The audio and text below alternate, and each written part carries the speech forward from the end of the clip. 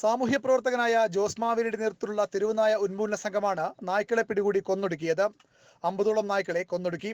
നാട്ടുകാരുടെ നിവേദനത്തിന്റെ അടിസ്ഥാനത്തിൽ പട്ടിപിടുത്തക്കാർ നൽകുക മാത്രമാണ് ചെയ്തതെന്നും നിയമ നടപടി നേരിടാൻ തയ്യാറാണെന്നും ജോസ് മാവേലി പറഞ്ഞു. കേസ് എനിക്കറിയില്ല, ഞാനിപ്പോൾ ഒരു തെറ്റും ഞാൻ ചെയ്യുന്നില്ല. എൻ്റെ മനസ്സാക്ഷി എനിക്കറിയാം. എൻ്റെ മനസ്സാക്ഷി എന്താണ് പറയുന്നത്? അക്രമകാരിയെ തെരുവുനായ്ക്കളെ ഉന്മൂലനം ചെയ്തെങ്കിൽ ജനങ്ങൾക്ക് ജീവിക്കാൻ പറ്റുന്നില്ല. അതുകൊണ്ട് പാവപ്പെട്ട ജനങ്ങൾക്ക് വേണ്ടി ഞാൻ ശബ്ദം ഉയർന്നു. എൻ്റെ മനസ്സാക്ഷി ഒരു തെറ്റും ചെയ്തിട്ടില്ല.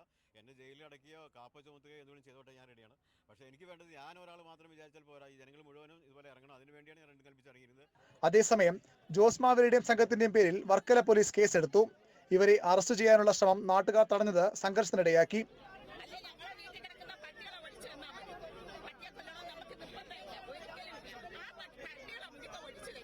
നഗരസഭാ ചെയർപേഴ്സൺ അടക്കമുള്ളവർ സ്ഥലത്തെത്തി നാട്ടുകാരും പോലീസുമായി ചർച്ച നടത്തി. മരിച്ച രാഘവന്റെ മൃതദേഹം പോസ്റ്റ്മോർട്ടത്തിന് ശേഷം വീട്ടുവളപ്പിൽ സംസ്കരിക്കും. ന്യൂസ് 18 തിരുവനന്തപുരം.